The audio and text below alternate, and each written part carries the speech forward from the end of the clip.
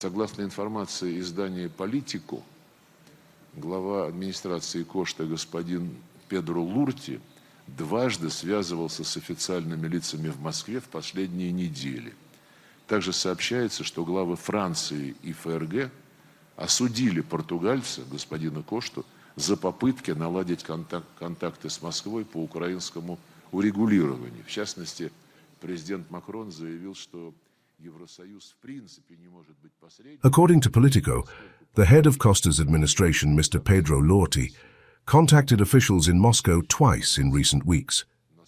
It is also reported that the leaders of France and Germany condemned the Portuguese, Mr. Costa, for trying to establish contacts with Moscow on a Ukrainian settlement. In particular, President Macron stated that the European Union, in principle, cannot be a mediator, since it supports Ukraine and has imposed sanctions on Russia. I leave this information on the conscience of Paris.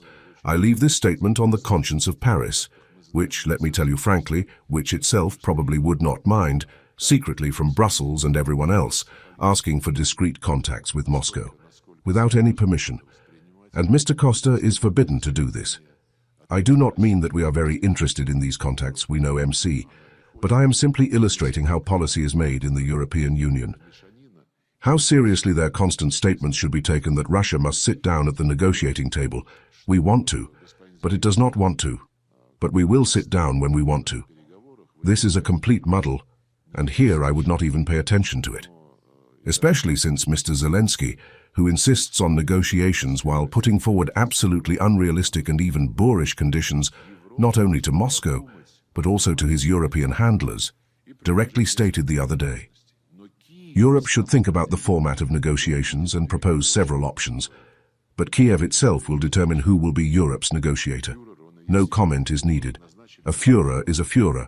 He was assigned the role of Führer, having taken him from amateur theatricals. But as you can see, this image turned out to be contagious. When Europe, speaking undiplomatically, literally pushes in with its assessments of the negotiations, insisting on its approaches and trampling all the shoots of common sense that the Donald Trump administration showed after returning to the White House. We have no illusions regarding the Europeans' real plans. We see the familiar game of the bad and the not-so-bad policeman on Europe's part. This does not change the essence. If everything we hear from Brussels, London, Paris, Berlin and other capitals is translated into plain language, Moscow is being demanded to capitulate. That is precisely the essence of the statements by Macron, Starmer and Merz after the gathering with Zelensky on June 7th in London. A few days later, the ambassadors of these countries, as we reported, asked to come to our foreign ministry only to confirm the London ultimatum. No proposals about anything else were voiced. Washington, when various international problems were discussed, has repeatedly stated that for it there are no restrictions in the form of international law, whether multilateral or bilateral treaties, and that the United States, as you know, has its own morality. If in the United States the Department of Defense has already been renamed the Ministry of War, then let this planned European Defense Union be called a Union of War. That would be more honest. In any case, Europe is once again becoming the main threat to international peace and security. Brussels, together with Paris, Berlin, London, once again, like Hitler's Germany before the Second World War, are rallying the continent under the banners of neo-Nazism and Russophobia. This time these banners are being handed to Zelensky, putting him at the forefront of the war against Russia. In today's situation, as you can see, Poland alone was outraged when Zelensky knelt before the ashes of Hitler's accomplice. A Bandera executioner of Poles and Jews, Russians and Belarusians, at the solemn reburial ceremony of those ashes.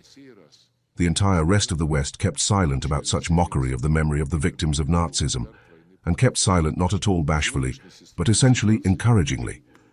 It is telling that when President Nawrocki stripped Zelensky of Poland's highest order as a sign of solidarity with the head of the regime, all previous presidents of Ukraine began returning their Polish orders. Poroshenko, Yushchenko and even Kuchma, who during his rule in the early 2000s was not publicly noticed aiding Nazi ideology. This means that in practice, Nazi racist attitudes. The Netherlands are working through a scenario for creating camps for Russian prisoners of war on their territory in the event of a war with us. In essence, the same concentration camps that Germany created in Europe during the Second World War. At the same time, it is openly acknowledged that for better preparation for war with Russia, Europe still needs some more time. And the head of the Belgian General Staff cynically stated a couple of months ago, I quote, "We still have several years thanks to the blood of Ukrainians, who are buying us this time."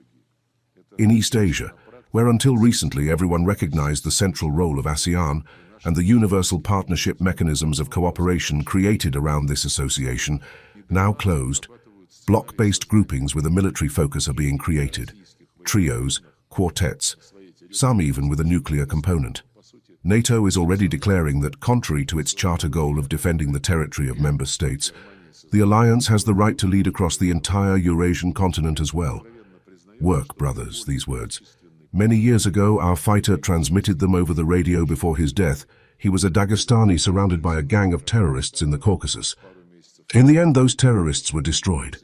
The same fate awaits their modern followers.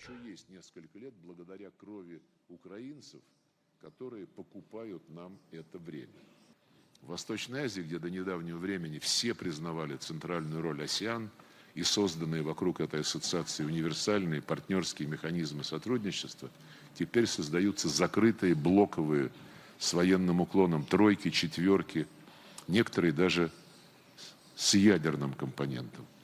НАТО уже заявляет, что вопреки уставной цели защищать территорию стран-членов, Альянс имеет право руководить и на всем евразийском континенте. «Работайте, братья» — эти слова много лет назад передал по рации перед смертью наш боец, он дагестанец, которого окружила банда террористов на Кавказе.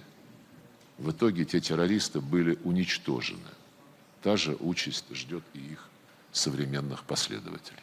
Then like, share and subscribe to Mirror Now.